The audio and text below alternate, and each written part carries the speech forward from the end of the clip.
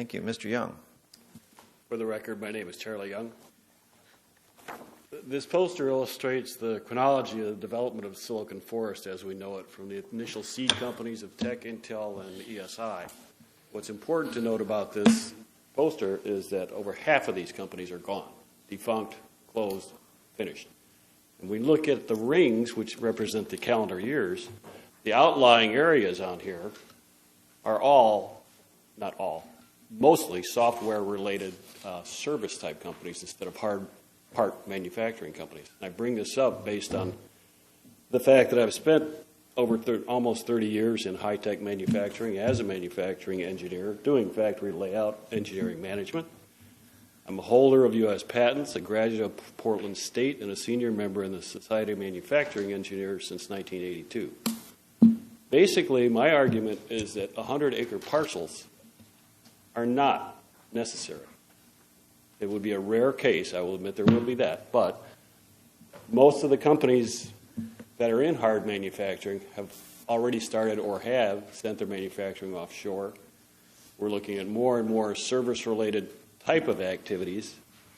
As buildings open up with manufacturing leaving the U.S., Tektronix, HP, IDT, Radisys, we're in 28 consecutive months of decline in jobs in high tech.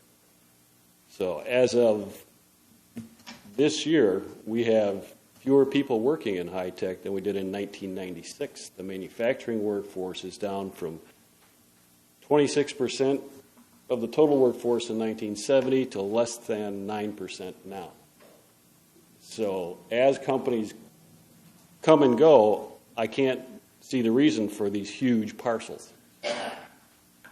That's all I have to say. Thank you. Questions for Mr. Young? Councilor Harrington. Yes, Mr. Young, thank you. I know that this map, Mike, coming out of the high-tech industry, is very familiar, and it is an illustration that evolved over time and Yes. Data was added to it. Given that you have the large version of it, could you remind us of what the publication date is of this? I'm hoping that the legend is a little more readable on yours. It's copyright 2008. Thank you very much. Appreciate it. Councilor Liberty. Mr. Young, do you anticipate a growth then in services related to high tech, even if manufacturing declines? And if so, how should we plan for their needs?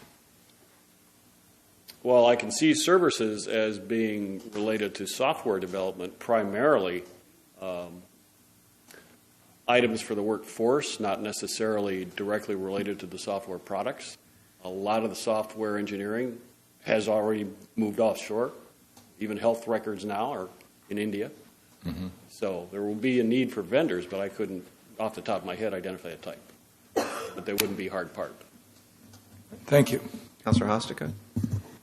Yeah, thank you. First of all, I'm happy you explained that map. I thought we were going to talk about the whole solar system rather than just our area. One of the things that we recently received a letter from the people in Hillsborough saying that the solar voltaic manufacturing should be considered as part of this high-tech cluster. I'm wondering if you would want to comment on that. The processes involved at Solar World are similar to wafer production, but not nearly as complex. Solar World fell into a bonus. Komatsu spent $450 million on that property, and they got it for $40. So they are in the process of expanding, and their processes are semiconductor, but they're nowhere near the scale of an Intel or any of the other chip companies. Thank you. Okay, the next four names are Laura Masters.